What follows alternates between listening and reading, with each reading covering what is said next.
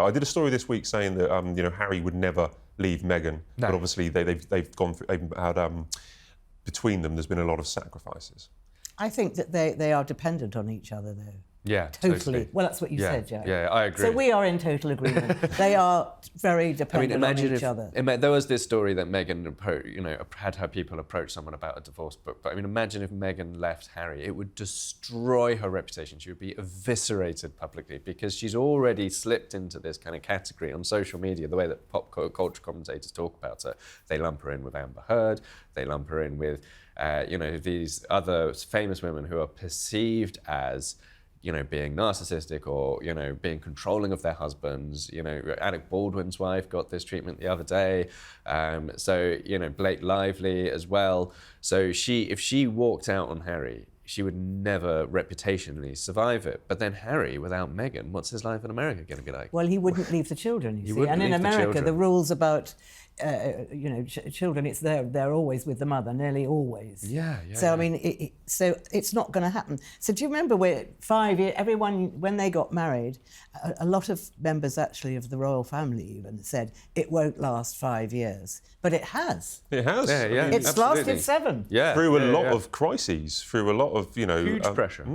You talk about some strategic errors. I mean, that would be a major strategic error on Meghan's behalf, basically, if we looked at it strategically. Yeah, and obviously you can't just look at your marriage strategically because, you live it daily. But strategically, it would be a catastrophic mistake. Interesting. And I think, I think she does need Harry, I think she does. And she must know by now that she doesn't get everything right. Yeah, so we're behaviour experts, we're marriage experts. But without Harry, we're allowed to. She is nothing. She's nothing. And without her, Harry's life in America is nothing. Well, yes, exactly. He has a reputation to fall back on. So they have a symbiotic relationship. Yeah, they need each other. Yeah.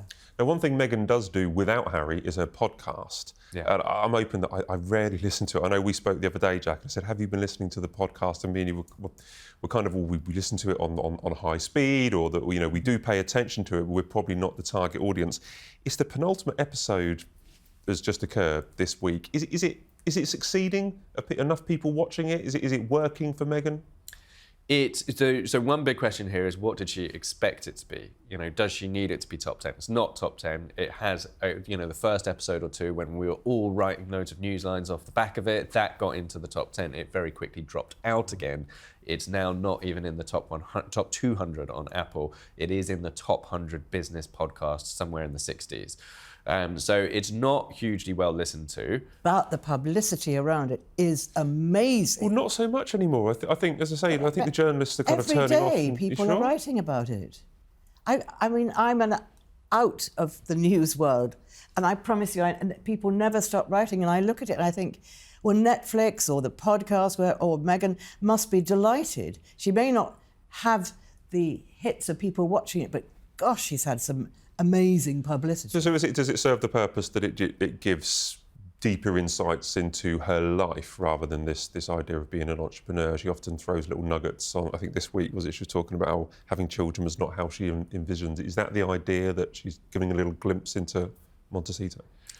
Yeah, so the comment about the children, where she was saying, she thought before she had Archie that she was going to have him on her hip while she was giving speeches as a royal, so she would be going to a royal event and Archie would be with her, which obviously never happened. So that was what she was saying. She, the life of parenting was not what she envisaged. But she only had to look at other royal mothers to know that it's not possible. It's a no-go, isn't it? Yeah, it's just not How possible. lovely it would be, but it's a no-go. You can't. Yeah. Have the kid on your hip and be giving speeches in the royal world. You can't in any world, really. No, but I think the podcast is most interesting when she gives details about her life, certainly to us, but I'm not the founder of a business. Maybe if I was the founder of the business, I would be more interested in that side of things. I think, though, it's quite a niche world. Business podcasts, there are a lot of them. A lot of them are about investing, for the very simple reason that anyone can do it.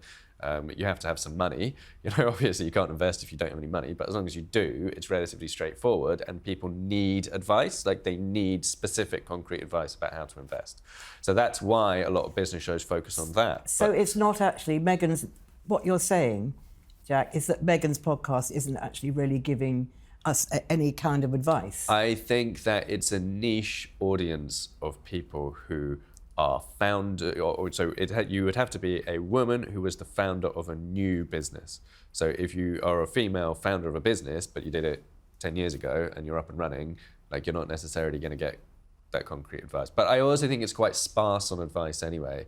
Yeah. And I think what Meghan needs to do really is, I think these shows that she's been doing that are about her shining as a personality are putting too much pressure on her, when actually there's been a big backlash against her. And she needs to start doing things that are inherently interesting, rather than trying to do these shows that are basically pitching her friendships and her relationships with, because all the guests have been her friends. Whereas they've been light on interesting friends, this one. Remember, Archetypes had some bigger names, had like Paris Hilton and all it had big famous people. This time, we haven't heard of them here, have we, necessarily? I don't think many people have heard of many of them. I don't think I think you're being very fair. I think you're actually putting across a really good argument for her. Not being behind. Jack always does. He gets in trouble for it. No, but you mentioned about the businesses there. I think one thing, do you notice this week that the Prince of Wales and the Princess of Wales were named in Time magazine? It's a very influential list. They were innovators of, now this is a difficult word, of philanthropy, modernising royal philanthropy. Now, this is, I think, in recognition of all the work they're doing with, William's been doing with homelessness through Homewards. Catherine, I've been to so many events where she's launched something new about Shaping Us, or her Royal Foundation. There's so much going on there. They're working with loads of businesses, from NatWest to Deloitte to Co-op to the sandwich firm Pret a Manger. They're doing lots behind the scene that doesn't really get that much coverage, but they've won this. They've been named as innovators and also modernising the way that royals work. This is probably an award that Archwell or the Sussexes maybe would have dreamed of. But the thing about what that William and sorry, was it his go? No, go for it.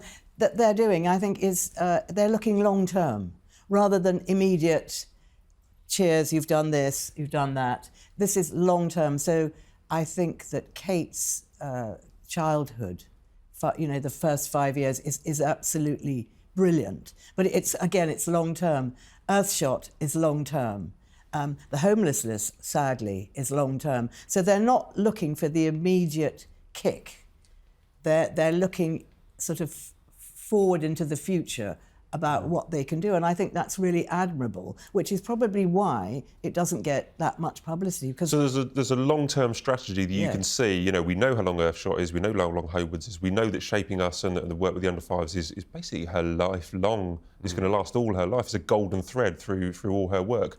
Whereas the Sussexes, and we always compare them, whereas the Sussexes seem to be jumping around from different ideas, and you can't pin down specifically what they are doing philanthropically. I could only think of the Invictus Games. And most people say that when you think of the Sussexes, you think of Harry's Invictus Games. I can't think of anything that Meghan has done or is going to do. So I think William and Kate are being very ambitious with their projects. Absolutely agree with you on the long-term strategy, but also, ending homelessness is hugely ambitious. Finding projects to help stop climate change, hugely ambitious. They're trying to tackle the big questions of our time in a way that strays quite close to politics, really.